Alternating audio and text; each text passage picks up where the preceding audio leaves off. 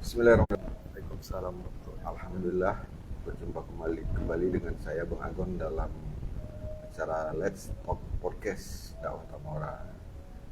Kali ini kita akan bincang-bincang singkat di penghujung tahun sesuai dengan tema kita, yaitu cerita kelam di penutup tahun. Alhamdulillah telah hadir bersama kita founder Dakwah Tamora, Datuk Jenal. Apa ya, Datuk Jenal atau Bang Jenal kita? Udah aja. Udah Jenal. Ya, beliau ini berasal dari Sumatera Barat, tempatnya dari Bukit Tinggi ya. Iya, Bukit Tinggi. Makanya biasa kita memanggil dia Uda. Dan beliau juga kalau di kampungnya ada gelarnya Datuk. Ya gitu ya. Ya. Mungkin itu, gimana kabarnya? Alhamdulillah. Masya Allah. Gimana sekarang? Sibuk apa nih selain dari ngulik-ngulik media Dakwah Tamora? Sekarang apa nih kesibukan ini? Masih ngulik-ngulik yang sama. Cuma rencana ke depan dari Dakwah Tamora insya Allah akan membuat video-video pendek, reels. Oke. Jadi ada kutipan-kutipan singkat atau quote-quote singkat dari beberapa tokoh. Ya insya Allah lah. Mudah-mudahan tahun depan terrealisasi. Ya, amin. Tokoh-tokohnya udah ada nih. Udah ada. Mantap. Ya, gini udah. Kita kan tadi, ini memang kita kan berada di akhir 2025, tepatnya di tanggal berapa nih? Tanggal 28 Desember. Ya. 28, 29, 30, 31, kurang lebih 4 hari lagi kita masuk ke tahun 2026. Jadi tema kita kali ini adalah cerita kelam nih, cerita kelam di penutup tahun. Iya. Cerita kelam. Cerita sedih sebetulnya ya. Sesuai dengan ini nih, Dan kostum. dress code kita nih hitam-hitam nih kan, yang memang katanya kok hitam-hitam ini menggambarkan sesuatu yang kelam. Iya. Ya betul gitu. Iya. Ya, jadi nih udah. Kenapa nih ya di setiap penutup tahun justru banyak diwarnai cerita kelam di tengah, kan gini juga ya, di penghujung tahun tuh sampai mau menyongsong tahun baru gitu ya kan. Identiknya kan sebetulnya dengan apa ya, euforia, kegembiraan gitu ya kebanyakan orang kan. Tapi kenapa ada cerita kelam sering dengan ditutup dengan cerita kelam, mungkin cerita kelam sepanjang rentang tahun sebelumnya gitu. Ya. Sebetulnya cerita kelamnya banyak juga ya. Ada tentang bencana alam, ada tentang sulitnya lapangan kerja, tentang kriminalitas yang juga nggak ada tanda-tanda penurunan, tentang angka bunuh diri, juga tentang harga sembako yang naik, juga termasuk inflasi. Kita rasakan lah semuanya. Iya. Pokoknya derita kita selama setahun itu memang seolah-olah menumpuk di akhir tahun memang. Jadi menurut saya kalau salah satu sebabnya itu yang kita bahas tentang bencana alam mungkin ya. Mungkin itu berpengaruh juga dengan iklim global. Nah, tentang curah hujan yang tinggi juga termasuk deforestasi yang akhirnya nggak mampu menampung curah hujan. Jadi banyak sebetulnya. Nanti rentetannya ada lagi tentang sembako yang terhambat seperti yang barusan kejadian itu ya, yang sempat BBM nggak ada beberapa hari. Iya. Nah, juga disusul dengan sembako yang naik waktu itu. Jadi sebetulnya cerita kelamnya banyak. Malah kalau bisa kita bilang itu kompleks. Padahal di tengah-tengah ini ya, di tengah-tengah adanya euforia, kegembiraan. Biasanya kan tidak kebanyakan orang nih. Kebanyakan orang memang kan menyambut awal tahun itu dengan kegembiraan, dengan pesta-pesta, dengan apa. Satu sisi ada yang lagi bersedih. Bisa jadi juga yang sebetulnya merayakan mungkin kepalanya juga pening. Apa ada juga nih kan anak-anak muda, ya ada kemarin ini ya, cita-cita anak muda, nanti bisa nggak kita ngobrol-ngobrol di rumah nih kan? Oh nggak bisa bang, ada acara sama kawan-kawan nih mau bakar-bakar. Nah, identik dengan gitu ya kan, bakar-bakar dan ya. Padahal tadi ya di balik itu ada tadi kayak yang udah bilang ya, Iya. namanya Bisa jadi dia pun pening Bisa pada jadi dia pun kan. pening. Ya mungkin karena euforia itu semu ya sifatnya ya. Iya. Jadi mungkin mereka berpikir ini momen untuk senang-senang, tapi mungkin bisa jadi juga mereka nggak tahu yang disenangkan itu apa. Kadang-kadang kan orang bahagia menyambut tahun baru, tapi kita pikir bahagianya itu di mana, dia pun sebetulnya juga nggak tahu. Kalau masalah cuma momen untuk liburan atau bakar-bakar kan sebetulnya hari lain pun bisa sebetulnya, banyak kesempatan. Tapi entah kenapa orang menjadikan malam tahun baru itu memang ajang untuk hura-hura memang ya. Kembang api, belum lagi kalau memang yang mengadakan acaranya itu Pemkot misalnya. Itu kan berapa ratus juta yang dikeluarkan untuk membeli kembang api juga. Ya, jadi memang seperti ada desain bahwa itu semua tuh ada ininya ya. Mungkin komoditas ada cuannya gitu ya. Iya. Jadi didesain ya orang bahagia, kemudian tadi ya akhirnya kembang api laku, ini kan. Mohon maaf, mungkin miras juga ya gitu ya. Oh ya, miras. Nah, ya Kalau di sini kan identik bir mungkin ya, bir hitam putih mungkin ya. bisa jadi gitu kan. Karena dulu ingat saya waktu saya masih lajang pernah ada kawan-kawan yang merayakan tahun baru yang bukan beragama Islam kebetulan. Dan mereka cerita memang disediakan di rumah itu bir hitam putih dan itu biasanya laris katanya. Itu masih bir, belum lagi yang lain. Udah pernah ngerayakan? Sekedar bahagia menyambut tahun baru pernah. Iya. Oke. Nanti kita bahas lain. Nah, jadi kalau kita melihatnya, tadi kan cerita kelam di penghujung tahun, ya, adanya tragedi-tragedi, dan tadi udah bilang bencana alam, kemudian apa namanya kesulitan lapangan kerja, Iya. kan, kriminalitas, kan. Nah, apakah tragedi-tragedi ini memang kebetulan atau adanya pola sosial yang memang terus berulang gitu ya? Memang ada ini ya, secara apa ya namanya tuh? Ada sistemnya lah gitu, ada kaitannya. Kalau kita runut-runut ke belakang sebetulnya tiap cerita kelam di akhir tahun itu memang pasti ada hubungan dengan sesuatu yang sistemik ya.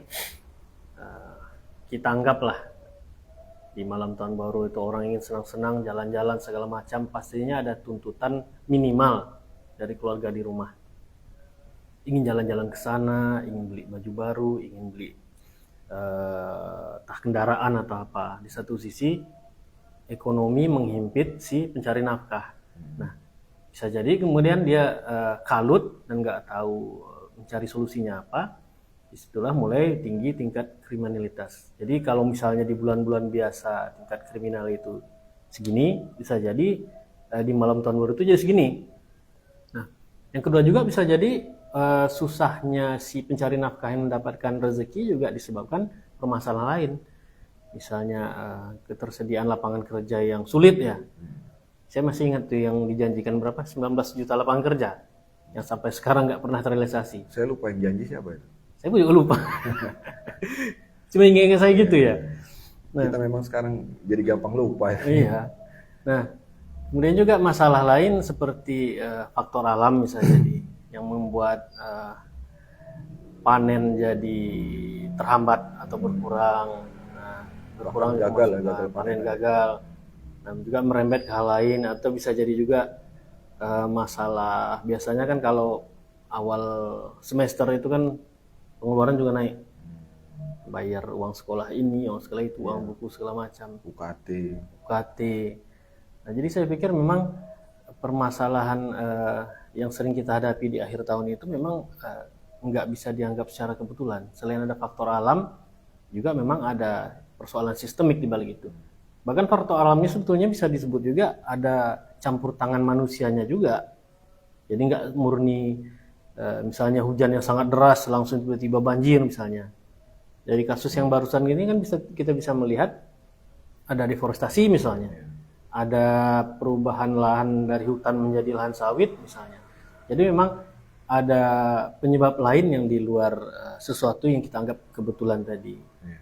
Berarti ada polanya kayaknya. Ada polanya Ada memang. pola di mana pola itu muncul dari sesuatu yang memang sistemik ya, Iya. sistemik. Jadi secara berulang memunculkan tekanan-tekanan Iya. kan bagi masyarakat ya. Iya iya. Berarti memang apa ya, kita seharusnya harus bisa melihat apa sebetulnya yang menjadi akar masalah itu ya.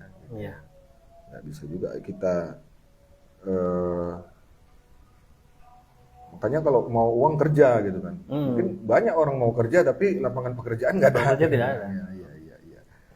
Nah, jadi ini kembali ke bahasan kita terkait dengan perayaan ya, penutup tahun gini kan. Jadi apa ya? Ada juga tadi kayak yang udah bilang kan, dia merasa hampa gitu, merasa hampa kan. Di balik adanya orang-orang yang memang apa namanya ya, adanya euforia ya, euforia kegembiraan itu kan. Nah, kira-kira apa penyebabnya itu kan? Seharusnya kan kalau memang apalagi adanya perayaan-perayaan yang dibuat oleh apa ya, pemerintah misalnya kan, atau difasilitasi pemerintah kan. Ini kan mungkin maksudnya pemerintah ini ingin menghibur ya, menghibur kan, penutup tahun kan gitu kan. Tapi ya kan nggak semua orang bisa menikmatinya kan. Ya. Kira-kira apa tuh penyebabnya kan? Apa ya, merasa udahlah kan gini-gini juga gitu kan. Apa tuh kira-kira? Dulu saya pernah heran ya. Sebetulnya permasalahan yang dihadapi masyarakat Indonesia itu kan sangat banyak. Kita anggaplah pertama masalah kemiskinan. Nah, tapi kenapa kemudian di tiap akhir tahun itu pemerintah nggak segan-segan mengeluarkan dana yang begitu besar untuk mengadakan pesta akhir tahun, mulai dari pusat sampai daerah? Itu biayanya pasti sangat besar ya. Kembang api itu sudah pasti. Kemudian juga mungkin ada orang-orang yang digaji lembur untuk mengontrol kondisi masyarakat di malam hari misalnya, atau yang disiagakan untuk mana tahu tiba-tiba ada musibah misalnya. Nah, jadi kenapa bisa mengeluarkan seperti itu? Jadi kemudian saya tertarik dengan pola pikir kapitalisme. Nah, jadi memang besar kemungkinan kenapa di tengah penderitaan masyarakat yang belum selesai tetap diadakan acara yang hura-hura. Pertama, penyebabnya adalah karena memang ada keuntungan atau perputaran ekonomi yang ingin dicari di situ. Oke. Dan sayangnya perputaran ekonomi ini sebetulnya nggak terlalu berpengaruh ke masyarakat kecil, lebih berpengaruh ke masyarakat besar. Iya.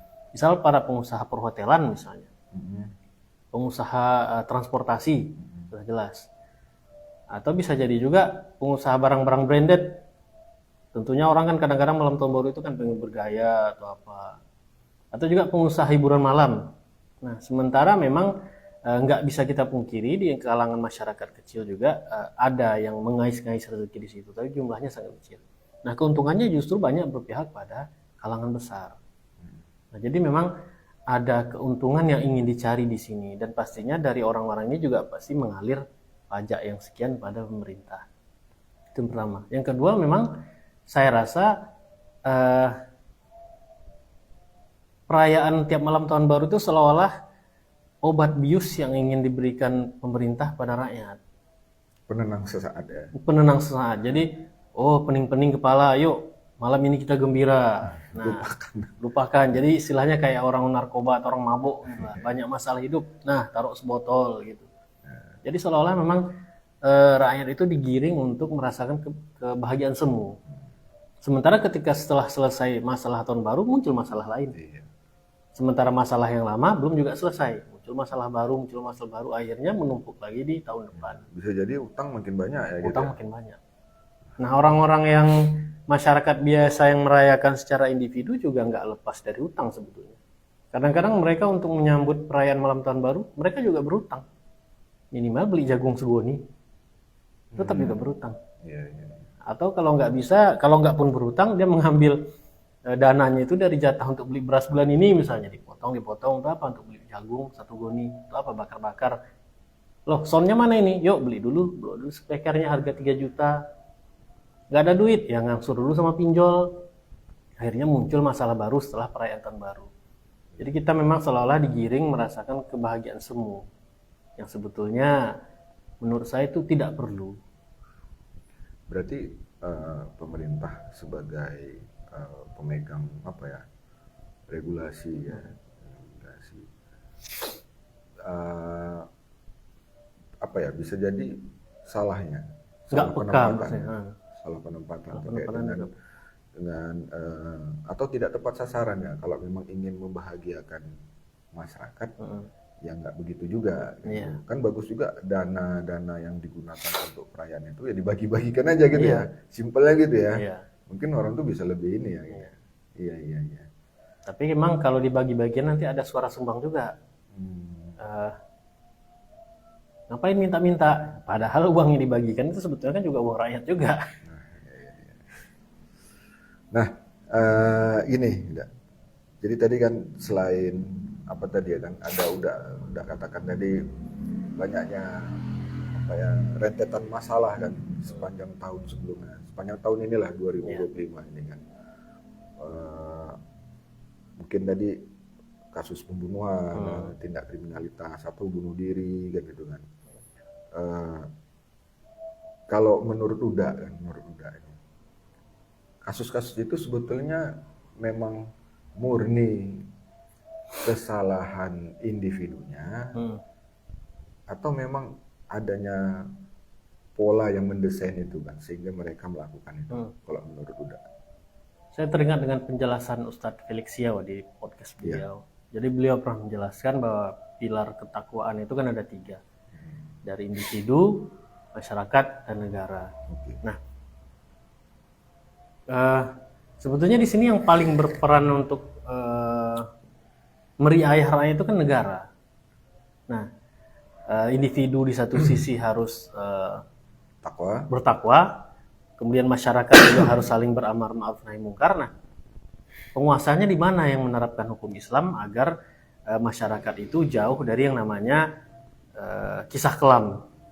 Nah, jadi segala tindak kriminalitas ataupun masalah-masalah lain yang dialami oleh masyarakat negeri ini itu kan akibat dari penerapan sistem sekular kapitalisme.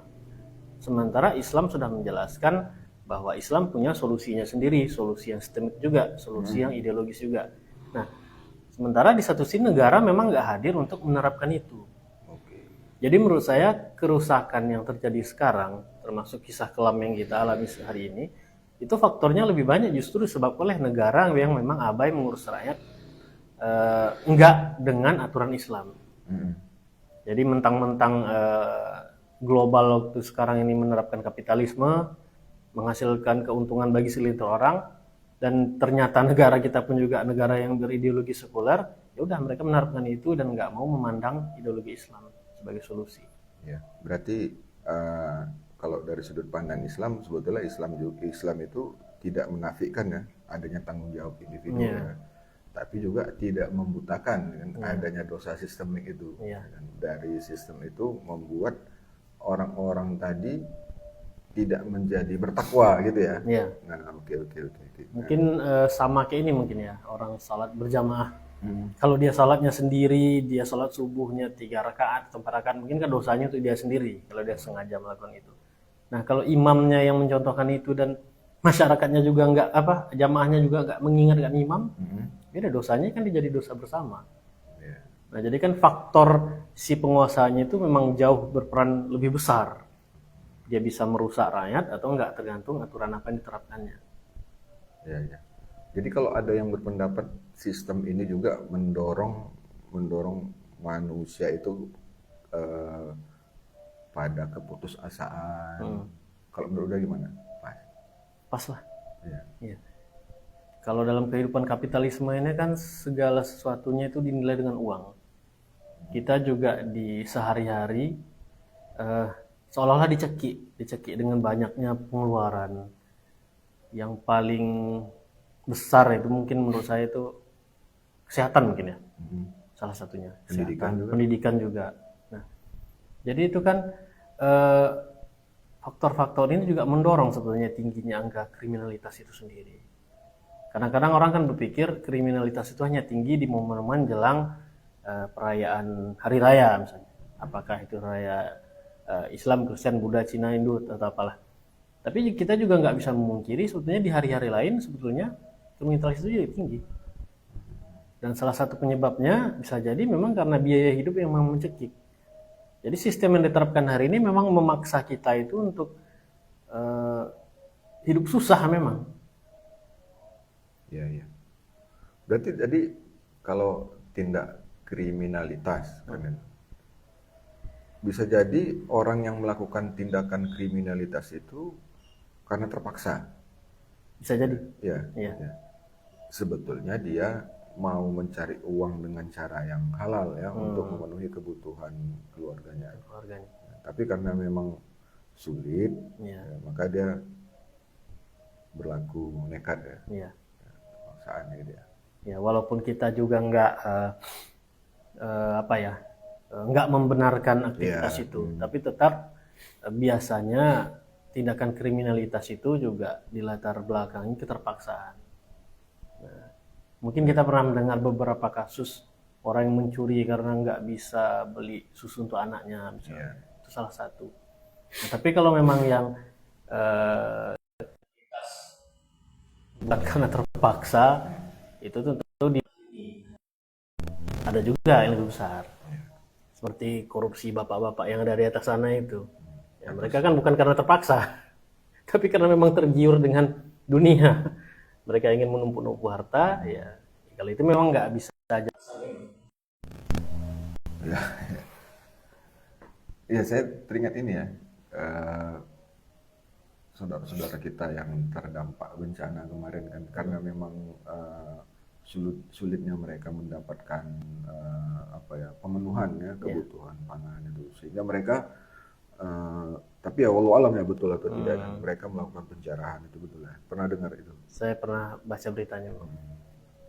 Kalau saya tidak salah kasus yang kemarin ya di Tapanuli mana tuh ya. Ya karena memang tuntutannya itu ya, jadi sehingga mereka melakukan itu, walaupun tanda kutip kita tidak membenarkan juga dalam pandangan Islam. Oke. Nah, kalau menurut Uda lah, gitu. Uda, ya sebetulnya nih semuanya menurut Uda ini. Oh iya. Siapa yang paling sering menjadi korban dalam cerita-cerita kelam ini dan mengapa? Yang paling sering menjadi korban sebetulnya memang rakyat kecil.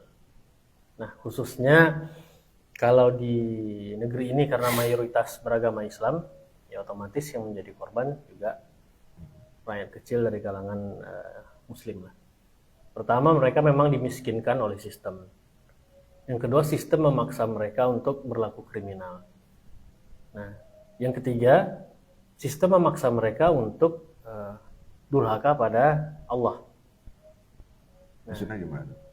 Jadi misalnya gini, Islam itu kan sudah mengatur bagaimana seseorang Muslim itu hidup dari sejak dia bangun tidur sampai dia tidur lagi, dari mulai berumah tangga sampai bernegara. Nah, ketika dia hidup dalam bernegara contohnya, sementara aturan yang diterapkan itu bukanlah aturan Islam, otomatis dia kan membangkang pada yang menurunkan aturan itu. Nah, misalnya juga seorang pencuri misalnya, dia mencuri, seharusnya hukuman yang dijatuhkannya itu adalah potong tangan. Kemudian karena aturan yang diterapkan negeri ini aturan sekuler yang berlandaskan HAM katanya kan, diterapkanlah penjara. Nah, artinya kan yang memberi keputusan itu, yang membuat aturan itu, yang ketok palu ataupun pelaksananya juga otomatis dia sudah membangkang apa yang sudah Allah tetapkan. Seharusnya kan mereka yang berada di atas sana yang mengeluarkan regulasi, yang membuat kebijakan, seharusnya mereka kan memikirkan itu. Mereka nggak cuma merusak dirinya sendiri dengan membangkang pada apa yang Allah tetapkan, tapi mereka juga merusak kaum muslimin yang ada di sekitarnya. Berapa juta Indonesia yang mereka sesatkan lah kita anggap. Mereka paksa untuk membangkang aturan RAP-nya. Ada 270 juta, mungkin sekitar 250 juta lah kita anggap, yang dipaksa untuk membangkang pada aturan RAP-nya. Berarti kan udah dosa yang luar biasa. Ya, seharusnya mereka sebagai penguasa bisa lebih ini ya, mudah ya. Seharusnya. Apalagi setiap dilantik kan mereka disumpah dengan Al-Quran. Ya. Jadi Al-Qurannya ini untuk apa? Apakah hanya untuk formalitas saja? Apakah hanya sekedar tampilan visual, menarik dilihat? Atau mereka memang sengaja bersumpah atas nama Allah untuk membangkang aturan Allah? Bahaya ya. Bahaya. Oke. Baik, udah. Ini kan kita nih live streaming, Iya. live streaming kan gitu kan. Kita juga coba untuk berinteraksi dengan para pemirsa yang melihat live streaming kita. Ya, para pemirsa yang dimuliakan Allah, bila ingin ada yang ditanyakan terkait dengan tema kita tadi ya, cerita kelam di penutup tahun ini, bisa ditanyakan kepada kita. Insya Allah nanti sama-sama kita diskusikan, kita tanyakan kembali dengan Buddha Zainal. Ini karena memang berhubung operator kita ini tadi ada kesibukan, kita tanpa operator. Iya. Tapi saya akan coba pantau melalui sini. Bentar udah ya. Iya. Saya makan dulu ya. Ya, silakan.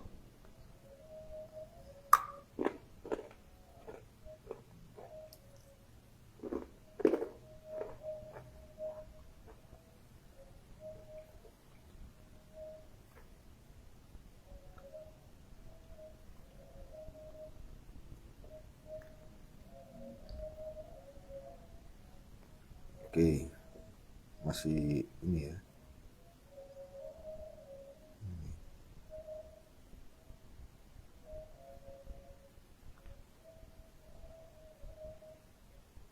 Ya, masih belum ada yang bertanya. Iya. Kita lanjutkan. Nah, udah kalau bicara tentang ini ya, pengaruh kepada masyarakat gitu kan. Nah, sejauh mana nih? Sejauh mana lingkungan, media atau gaya hidup ya berperan ya, memperparah kondisi masyarakat gitu.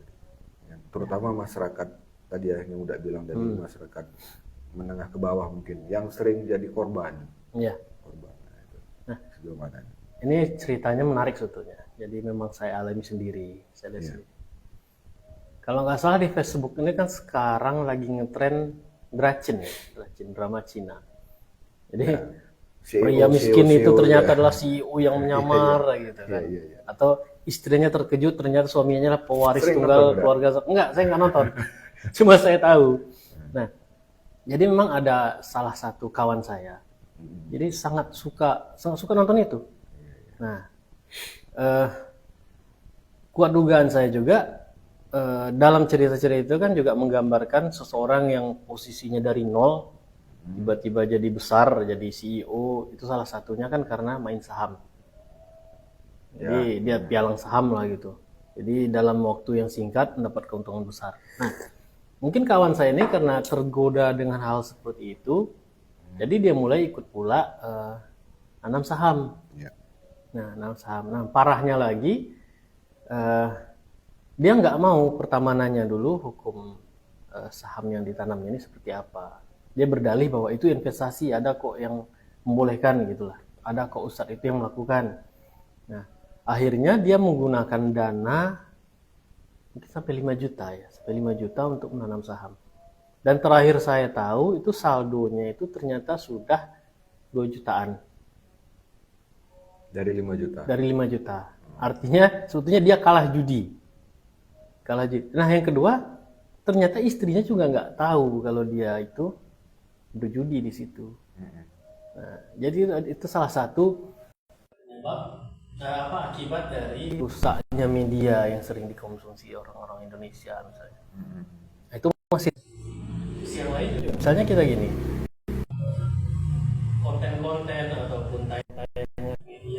sering menampilkan glamor. Jadi orang-orang juga mulai menerapkan standar hidup layak yang tinggi, Hedon ya, hedon. Nah, ternyata memang ekspektasinya itu beda dengan realita. Nah, mereka berharap seperti ini, hidup kaya, umur sekian bisa punya ini. Ternyata enggak. Akhirnya mungkin mulai muncul kecemburuan sosial. Nah, bisa jadi itu adalah salah satu faktor juga penyebab tingginya kriminalitas. Mereka ingin mendapatkan itu, apalagi kalau mungkin yang menuntut itu adalah anaknya sendiri atau istrinya sendiri misalnya. Pak, tolong belikan dong iPhone 1, kawan-kawan udah punya iPhone, masa enggak gitu. Nah, ini sebagai kepala keluarga yang mungkin sangat memikirkan kondisi anak istrinya, dia mungkin juga nggak memikirkan lagi hal-hal haram bagaimana cara mendapatkan iPhone itu. Nah, termasuk juga si wanitanya.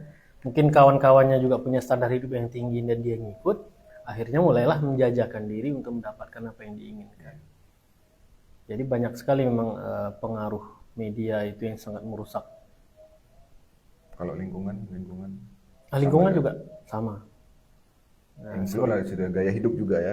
Gaya hidup yang didapatkan seperti saya bilang tadi, menjelang apakah itu perayaan-perayaan seperti tahun baru sekarang itu kan orang banyak menghambur-hamburkan harta, akhirnya yang tetangga ini ingin kayak gitu juga, yang tetangga ini ingin kayak gitu juga, akhirnya terjebaknya pinjol. Jadi banyak memang faktor yang bisa merusak hidup masyarakat itu yang disebabkan oleh media. Jadi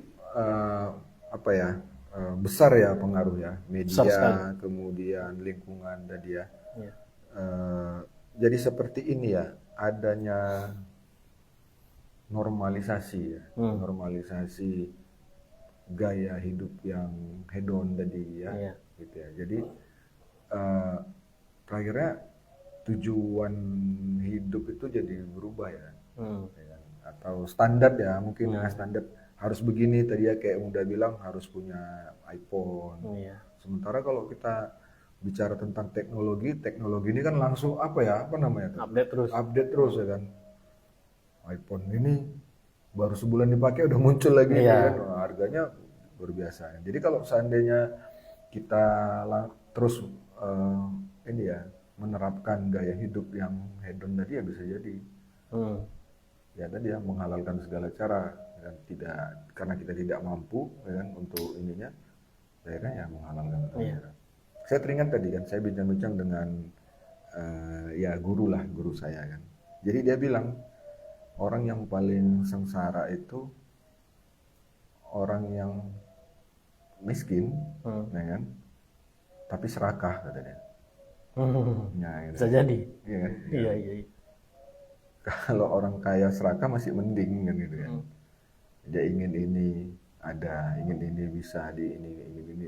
Tapi kalau orang miskin yang serakah itu ingin ini tapi nggak bisa, ingin ini ya gitu kan. Jadi sengsara dia jadinya. Kalau orang miskin yang serakah itu, saya malah jadi ingat kereta cepat ya. Wus. Kenapa itu? Iya, orang-orang yang merasa dirinya sanggup untuk membuat fasilitas seperti itu dengan mengandalkan hutang pada negara lain, akhirnya nggak bisa bayar. Terlalu dipaksa ya? Terlalu dipaksakan. Karena serakah itu tadi. Karena serakah ya. Iya, betul. Berarti sebetulnya kita miskin tapi serakah nih ya? Miskin tapi serakah. Negara. Iya. Jadi kalau ada yang bilang Indonesia negara kaya, menurut saya itu harus direvisi lagi. Ya kaya pun punya ini punya itu, kalau yang mengelola bukan kita ya nggak bisa dibilang kaya. Ibaratnya kita mengaku-ngaku punya tanah warisan sekian hektar, kalau yang mengolah dan memiliki orang lain, ya kita kan juga nggak bisa disebut kaya. Nah, sama seperti juga kita merasa memiliki sumber daya alam di sini. Sementara yang mengelola siapa? Akhirnya kita ada apa-apa mengutang juga ke negara lain. Padahal kan tadi ya, kalau bicara sumber daya alam, Indonesia ini cukup besar kan? Tapi bukan kita yang punya. Ya begitulah kan itu. Nah, kalau kita lihat ini ya, negara dan bangsa ini ingin menyelesaikan dengan permasalahan-permasalahan yang ada di tengah-tengah masyarakat ini ya. Tapi ini kenapa nih ya, solusi-solusi yang ditawarkan oleh negara ini seringkali tidak menyentuh akar permasalahannya apa sebetulnya gitu kan. Jadi saya teringat tuh, saya lupa tuh kan, kalau kelangkaan cabai ya tanam cabai kan gitu. Iya. Nah, gitu. Seolah-olah sesederhana itu ya. Kan itu solusi-solusi ya begitulah ya, solusi-solusinya itu tidak menyentuh sebetulnya kan gitu kan. Nah, sering seperti itu gitu. Nah, kenapa nih kalau menurut udah? Mungkin itu ibarat gini, orang yang bajunya udah koyak-koyak, misalnya koyak-koyak parah, jadi tambal sini, tambal sini, tambal sini, tambal sini. Padahal dia punya kemampuan untuk mengganti baju itu dengan yang baru. Jadi permasalahan di negara ini juga sebetulnya juga seperti itu. Jadi kita digiring melakukan solusi tambal sulam. Ada permasalahan di sini, solusinya ini, tapi nggak menyentuh akar dari masalah. Nah, sementara banyak orang yang nggak tahu memang bahwa permasalahan kita itu memang persoalan sistemik, yang penyebabnya itu memang udah dari dasarnya, asasnya itu udah salah. Nah, karena kita harus berpikir gini, tiap kampanye itu kan para calon-calon itu menjanjikan kesejahteraan, ya kan? Yep. Kesejahteraan bagi rakyat. Sementara ketika mereka menjabat, apakah mulai dari sekarang ataupun nanti, mereka terikat pada hukum-hukum sekuler kapitalis. Nah, pertanyaannya, di negara mana yang hukum sekuler kapitalis itu diterapkan tapi bisa mensejahterakan rakyatnya secara keseluruhan? Ada? Nggak ada, setahu saya. Negara-negara besar itu? Walaupun ada negara besar, tapi ada kesenjangan juga dengan negara kecil. Misal kita anggap negara Amerika yang superpower, ternyata di Philadelphia sendiri pun juga banyak masalah kan, tingginya angka pengangguran dan pecandu narkoba di situ. Ya. Itu yang di pinggir-pinggir jalan itu di mana? Philadelphia yang kayak zombie itu. Ya. Nah, jadi serem ya. Persoalan kita memang seharusnya keluar dari konteks kapitalisme itu kalau kita ingin mencari solusinya. Jadi seharusnya yang kita lakukan memang menolak diterapkannya lagi kapitalisme ini di konteks bernegara. Seharusnya kita harus menggantinya. Nah, sebagai muslim ketika kita yakin bahwa hukum Allah itulah hukum yang maha adil dan kemudian juga sudah terbukti secara historis dan empiris, nah seharusnya muslim menyuarakan itu. Nah, khususnya orang-orang yang punya predikat sebagai tokoh agama. Kan mereka seharusnya yang bertanggung jawab dan terdepan untuk menyuarakan bahwa ini Islam punya solusi atas permasalahan umat. Nah, yang mirisnya sekarang hal itu kan jarang. Sangat jarang kita jumpai kalangan ulama yang berani bersuara bahwa Islam itu adalah solusi. Jadi yang ada malah ketika tokoh-tokoh agama itu menormalisasi kapitalisme, mereka ikut-ikutan mencari solusi tapi masih dalam lingkup kapitalisme, ya akhirnya rakyat di bawah pun, umat Islam pun juga nggak paham apa-apa tentang Islam sebagai solusi. Ya. Berarti ini ya, negara ini bekerja masih dalam kerangka sekuler kapitalisme. Ya, gitu ya. Sehingga solusi yang ditawarkan ya hanya sekedar tambal sulam ya tadi. Tambal sulam. Ya, tambal sulam. Ya, contohnya seperti ini. Ketika tingkat kepintaran anak-anak itu menurun dianggap karena kurang gizi, solusinya apa? MBG. Nah, MBG dananya dari mana? Dari APBN. Nah, kalau APBN diambil tentu ada pengurangan untuk budget-budget yang lain.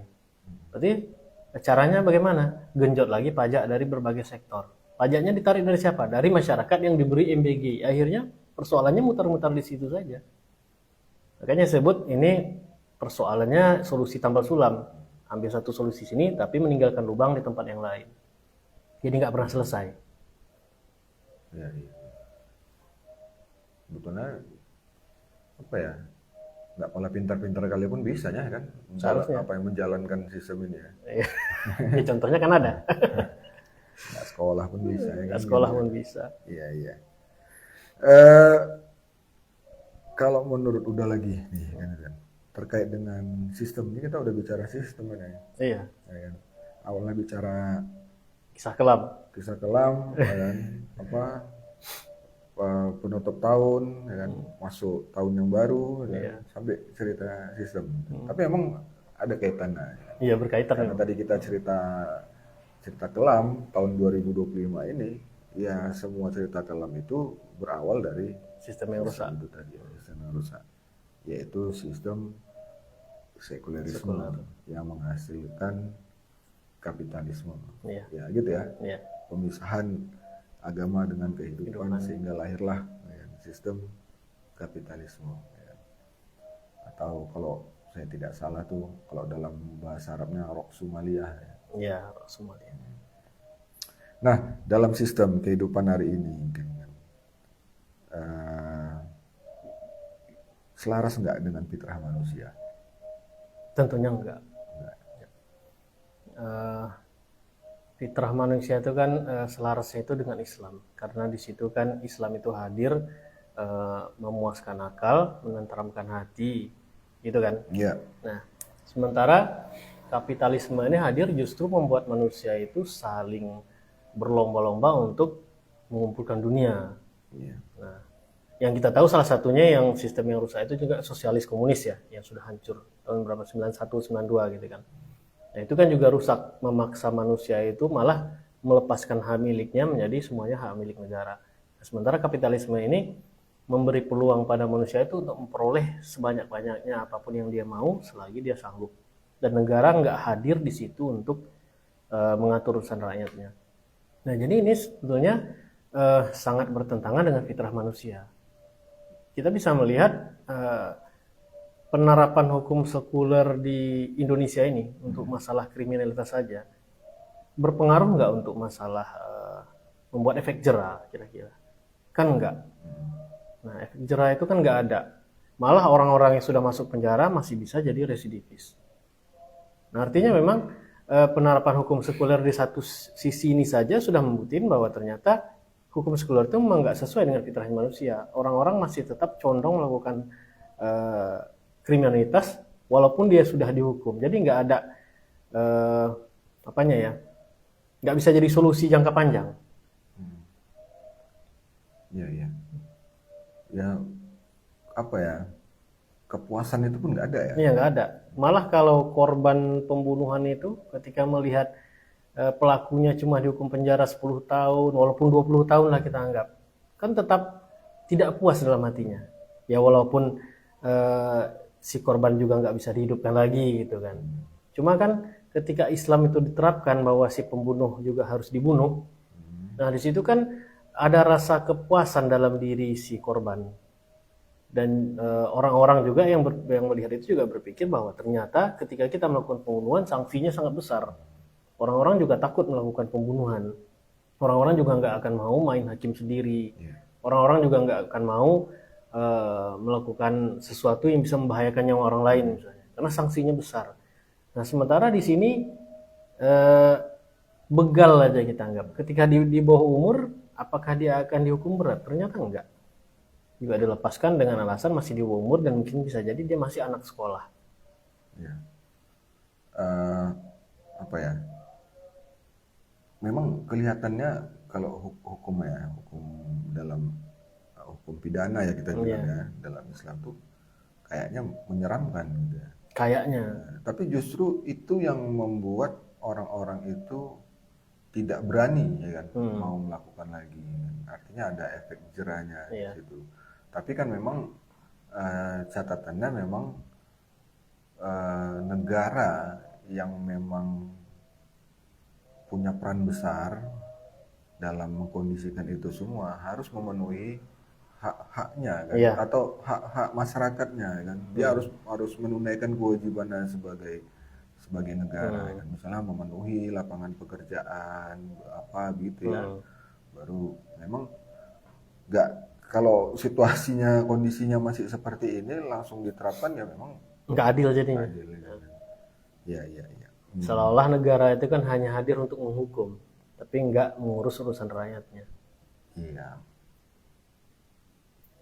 Jadi saya teringat ini ya, guru saya tuh bilang terkait dengan ini, orang yang apa namanya LGBT gitu ya. Ternyata hukumannya itu kalau dia riayah, dia tidak mau berubah dan dinasihati dia tidak mau berubah, maka dia dihukumi dijatuhkan dari tempat yang tinggi. Iya. Ya, tinggi itu. Dan itu memang harus disaksikan banyak orang. Nah, kalau seandainya gitu kan dilakukan seperti itu, mungkin orang-orang yang ini ya tidak berani lagi ya melihat hukumannya gitu, sehingga apa namanya kan shock terapi bagi dia. Oke. Kadang-kadang gini, dijatuhkan dari tempat tinggi itu kan seolah-olah menurut kita kejam kan. Kalau kita melihat dari sudut pandang HAM. Nah, tapi sebetulnya kalau kita tanya ke orang-orang yang kita anggap awam tentang aturan Islam, cocok gitu. ada yang bilang cocok memang karena mereka melihat efek buruk dari LGBT. Nah, ada juga yang mengatakan itu kejam karena mereka memandang itu dari sudut pandang si pelaku, mereka nggak memandang dari sudut pandang si korban. Nah, dulu saya pernah nanya kalau sama salah satu kawan itu kan non Muslim, mereka bilang kan hukum Islam itu kejam, yang membunuh kenapa dibunuh lagi, kenapa nggak dipenjara, kenapa nggak memberikan dia kesempatan untuk berubah. Saya tanya satu hal, si pelaku pembunuhan ini ketika dia masuk penjara, berapa besar kemungkinan dia untuk berubah? Pertama.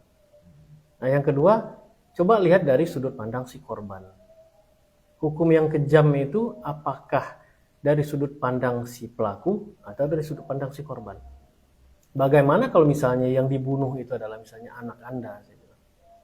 Sementara Anda melihat pelakunya itu cuma dihukum maksimal 20 tahun penjara. Dan dia masih bisa bebas. Itu masih anak Anda. Kemudian ketika dia bebas, dia ternyata nggak jera, dia membunuh anak yang lain lagi. Atau misalnya adalah dianggap ada campur tangan yang membuat dia nggak dihukum penjara. Dia tetap akan membunuh lagi yang lain. Jadi seharusnya ketika kita memandang hukum Islam itu, selain dari sisi ketakwaan sebagai Muslim, kita juga melihat dari sudut pandang si korban. Jadi ada nyawa yang dilindungi oleh penerapan aturan Islam di sini. Nah, itulah yang orang-orang banyak belum tahu. Ya, baik udah. Agak serem nih bahasan kita nih kan. Pembunuh. Minum dulu, udah. Oh iya. Kita coba pantau sosial media kita, apakah ada pertanyaan?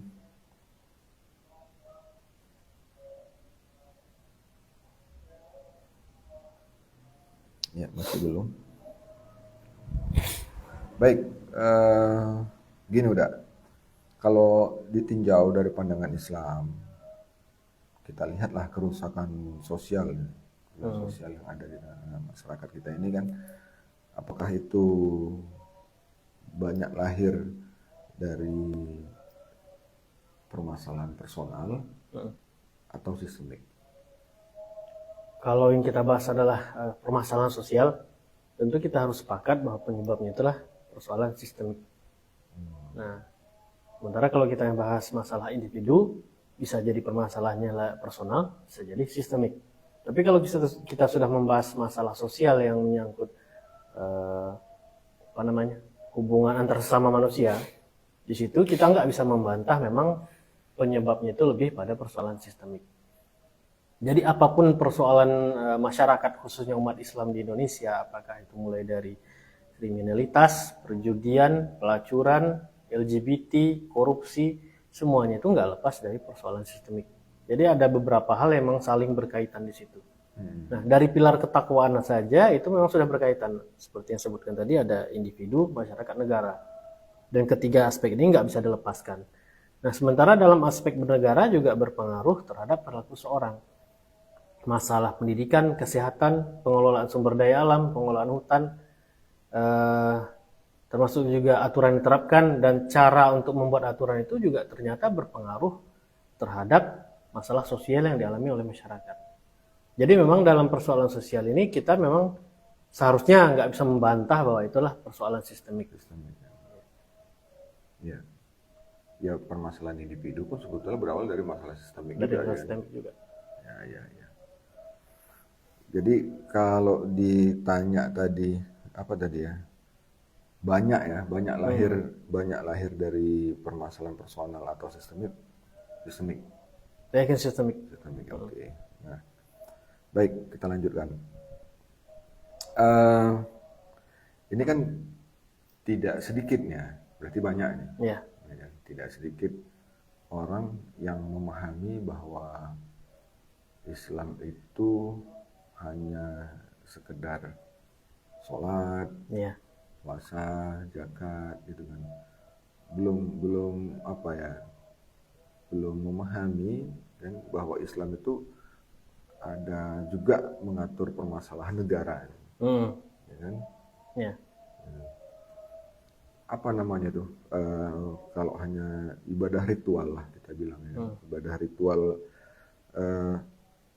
apa namanya? Lupa saya. Ya gitu ya, Ya, sholat, ibadah puasa, ibadah mahdoh, gitu kan. Nah, gimana kalau Islam itu hanya dipahami kan, kebanyakan orang hanya mengatur permasalahan ibadah mahdoh saja, gitu kan. Bukan apa? Kalau kemarin ada narasumber kita tuh, Bang Nasrun bilang Islam tuh apa? Way of life, ya. Jalan hidup. Nah, nggak sampai ke situ gitu. Gimana nih dampaknya? Kita mungkin sering mendengar para dai mengatakan bahwa Islam itu agama yang sempurna. Iya. Gitu kan. Kalau kita bilang agama yang sempurna, tentu kita harus membandingkan Islam itu dengan agama lain. Itu yang pertama. Nah, yang kedua, apa yang harus kita bandingkan? Nah, yang harus kita bandingkan agar sesuatu itu bisa disebut sempurna tentu harus memenuhi dua syarat. Pertama, dia menyeluruh. Kedua, dia bisa jadi solusi. Nah, Islam ternyata hadir untuk mengatur seluruh sendi kehidupan. Menyeluruh. Jadi seluruh sendi kehidupan, aspek individu, masyarakat, negara, kemudian dalam bernegara juga masalah politik, sosial, ekonomi, pidana, pendidikan, semuanya ternyata diatur oleh Islam. Nah, yang kedua, syarat sesuatu itu bisa disebut sebagai yang sempurna, dia bisa menjadi solusi atas setiap permasalahan. Nah, kita bisa melihat ternyata Islam bisa menjadi solusi permasalahan ketika kita kaji dari sisi historis dan empiris. Kita bisa melihat dalam sejarah bagaimana Islam itu hadir, misal untuk menekan angka kriminalitas misalnya. Kita juga bisa melihat dalam sejarah bagaimana Islam itu hadir untuk mengelola sumber daya alam. Nah, kita juga bisa melihat bagaimana itu Islam itu hadir untuk mengelola hubungan sosial masyarakat sehingga tidak terjadi zina ataupun pacaran misalnya. Nah, jadi karena dua faktor ini telah dipenuhi, dia menyeluruh dan kemudian juga dia bisa menjadi solusi, kita bisa mengambil kesimpulan bahwa Islam itu ternyata memang agama sempurna. Nah, balik ke faktor pertama tadi sebagai pembanding, nah kita bandingkan dulu dengan agama lain.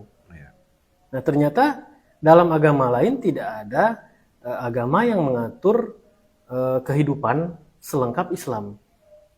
Agama lain juga ternyata nggak punya solusi untuk menyelesaikan problematika sosial misalnya.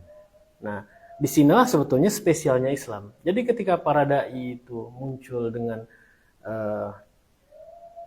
ceramah lah kita anggap ya, bahwa Islam itu agama yang sempurna, seharusnya juga dilanjutkan bahwa Islam itu mengatur seluruh sendi kehidupan dan juga menjadi solusi atas setiap permasalahan.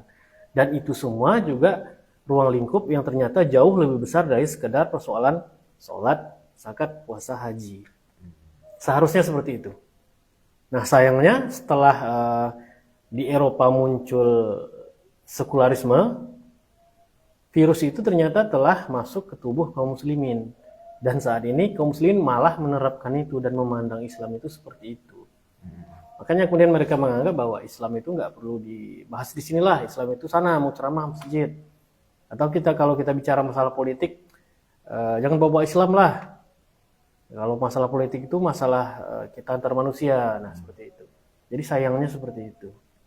Jadi bisa dikatakan dampaknya itu Islam tuh tidak memiliki daya ubah jadinya ya. Iya, seolah-olah Islam itu dianggap agama pertapa yang hanya memfokuskan seorang itu untuk berzikir di masjid berjam-jam, sholat berjam-jam. Tapi ketika melangkah keluar dari masjid, mereka nggak mau diatur oleh aturan Islam.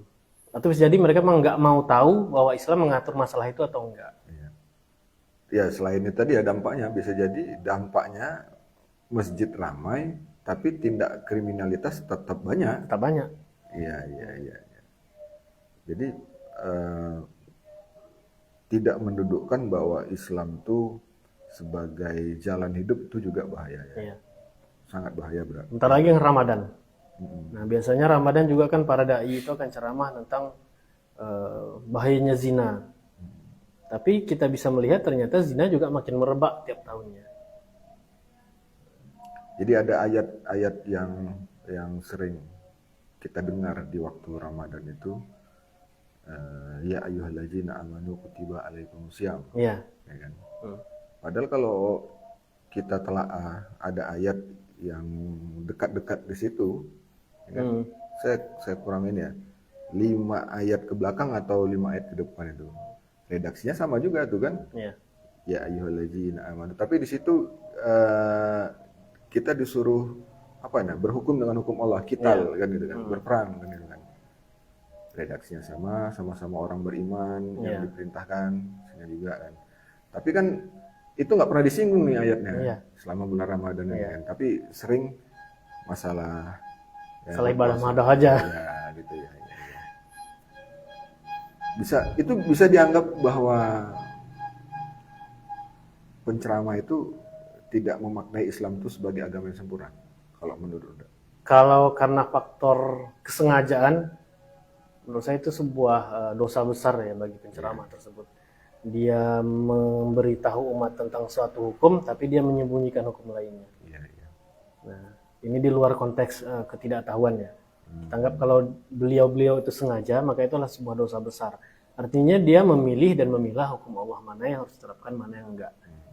Nah, tapi kalau kita berbicara bahwa mereka ternyata tidak paham hal itu, nah seharusnya para dai yang lain juga menginginkan dai-dai tersebut bahwa kampanye kita sebagai dai ke tengah-tengah umat itu seharusnya jangan hanya kampanye parsial, hanya fokus mengajak umat itu untuk sholat, puasa, zakat.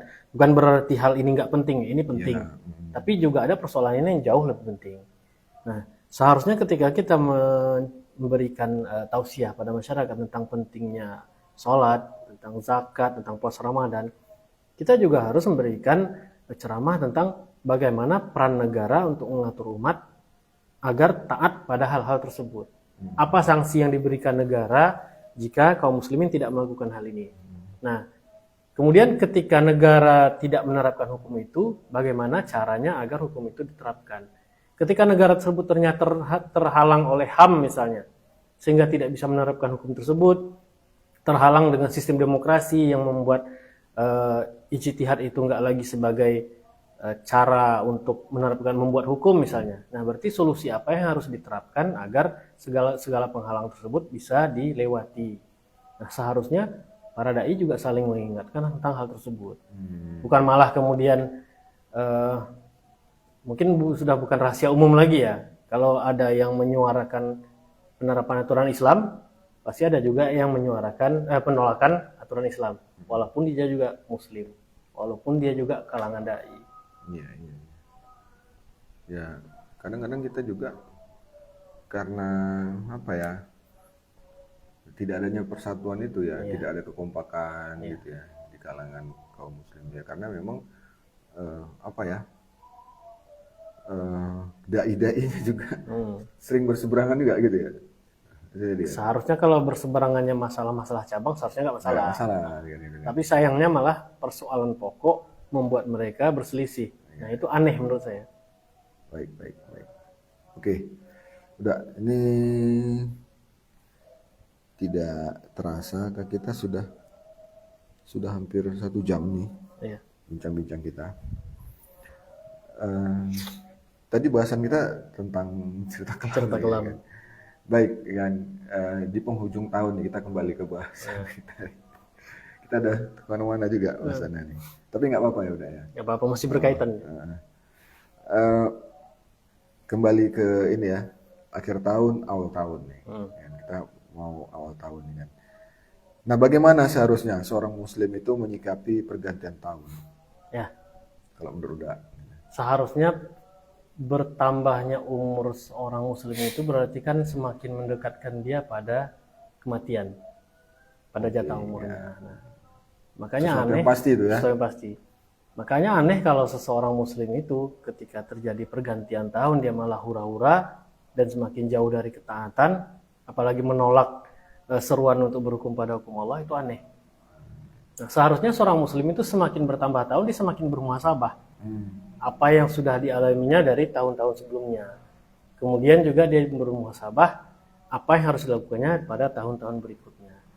Apalagi bagi para dai, para ulama atau para cendekiawan muslim ya, ketika merasa prihatin dengan kondisi umat yang semakin terpuruk, seharusnya mereka semakin kuat mengkampanyekan untuk menerapkan seluruh aturan Allah dalam setiap sendi kehidupan. Itu juga kalau mereka betul-betul meyakini bahwa Islam itulah agama yang sempurna. Nah, seharusnya seperti itu. Jadi kadang-kadang jadi permasalahan bagi kita itu kan masyarakat, kita anggaplah remaja. Mereka kan kadang enggan mendengar seruan itu kan karena mereka menganggap seruannya itu-itu saja.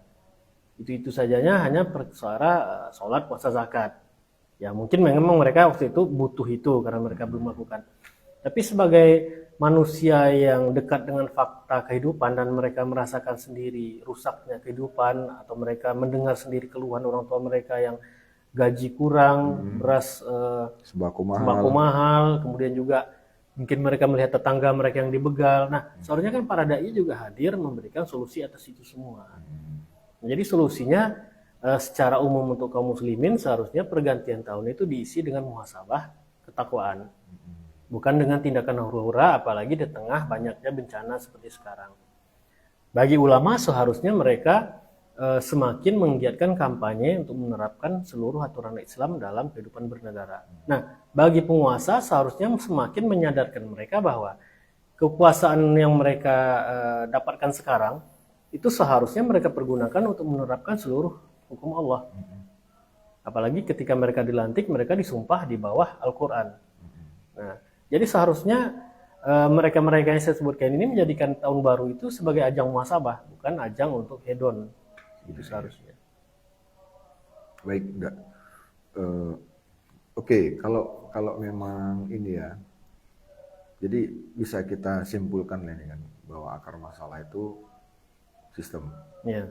Nah, kalau kita sepakat bahwa akar masalah itu sistem, dari mana perubahan seharusnya dimulai? Nah, perubahan yang harus dilakukan seorang muslim itu kan melihat akar permasalahannya ya.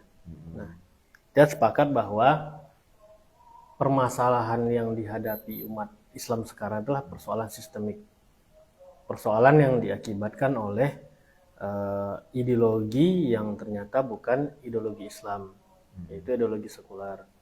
Kemudian juga sistem untuk membuat undang-undangnya yang diterapkan di tengah masyarakat juga bukan sistem Islam, tapi sistem demokrasi yang lahir dari Barat, yang membawa pemikiran Barat, pemikiran para filsuf dari Yunani. Nah, sesuatu yang nggak pernah sama sekali dicontohkan oleh Rasulullah dan para sahabat. Nah, kalau kita lihat di sirah kan Rasulullah itu bertindak atas dasar wahyu ya. Kemudian para sahabat juga bertindak berdasarkan ijtihad mereka atas Al-Quran dan Sunnah. Mereka nggak pernah membuat undang-undang itu untuk diterapkan di masyarakat itu berdasarkan siapa suara paling banyak misalnya, atau yang mana yang mendapatkan keuntungan terbesar, atau siapa yang bisa memodali terbesar maka suara itu harus diberikan pada dia, kan nggak pernah. Nah, tapi mereka menjadikan aturan Islam itu sendiri sebagai aturan kehidupan dengan cara-cara juga cara Islam. Nah, jadi jika kita ingin melakukan perubahan, seharusnya perubahan kita lakukan juga perubahan sistemik. Kita tahu bahwa sebab permasalahan telah di akarnya, maka akarnya juga inilah yang harus kita ubah. Kita paham bahwa penyebab kerusakan ini karena ideologi yang diterapkan bukan ideologi Islam, maka perubahannya juga haruslah ideologi Islam. Nah, inilah langkah yang harus diterapkan oleh kaum muslimin saat ini. Jadi agar solusinya itu enggak solusi tambal sulam.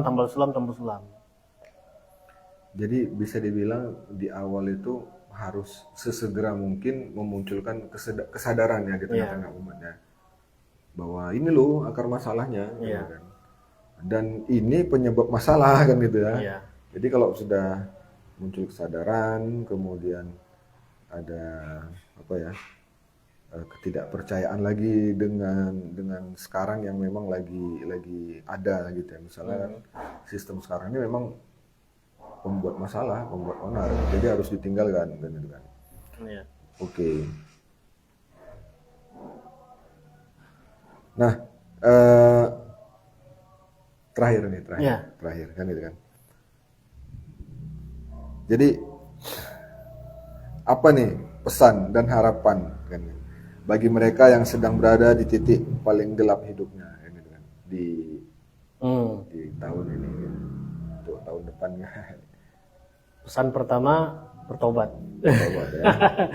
Bertaubat dan kemudian tidak mengulangi hal-hal yang ternyata mendatangkan dosa. Dan yang kedua tentu taat sendiri itu kan berat. Jadi harus mengikatkan diri pada jamaah. Artinya memperbanyak kawan dari lingkungan orang-orang yang soleh, orang-orang yang taat pada aturan Islam. Bukan hanya taat pada perkara ibadah madah saja. Nah, yang ketiga tentu harus ikut memperjuangkan agar tegaknya hukum Islam, agar permasalahan sistemik tadi bisa diatasi, agar ideologi kufur tadi bisa segera diganti dengan aturan Islam. Biang masalah tadi ya. Yang dibiang masalah. Jadi seseorang yang lagi terjebak pada situasi kelam itu mau tidak mau memang harus melakukan itu. Mereka bertobat, mereka tidak melakukan kesalahan lagi, mereka dekat dengan orang-orang saleh, dan mereka juga ikut berjuang memperjuangkan apa yang seharusnya mereka terapkan dalam kehidupan. Oke, cukup. Oke. Baik, para pemirsa yang dimuliakan Allah, mungkin demikian bincang-bincang akhir tahun kita dengan Uda Zainal. Podcast terakhir ya di tahun ini. Ya, di tahun ini. Nah, insya Allah kita berjumpa kembali di tahun depan. Dan mudah-mudahan Allah selalu memberikan keberkahan kepada kita dan menyatukan seluruh negeri-negeri kaum muslimin di dunia, tentu dalam satu institusi Islam. Dan kita juga sama-sama berdoa untuk saudara-saudara kita yang saat ini masih terdampak ya pasca bencana kemarin, baik itu di Aceh, kemudian di Tapanuli, Sumatera Utara dan Sumatera Barat. Semoga mereka selalu dilimpahkan kesabaran oleh Allah Subhanahu wa taala. Mungkin demikian dari saya Bang Agon, mohon maaf saya undur diri. Assalamualaikum warahmatullahi wabarakatuh. Waalaikumsalam warahmatullahi wabarakatuh. Ya, terima kasih sudah. Ya.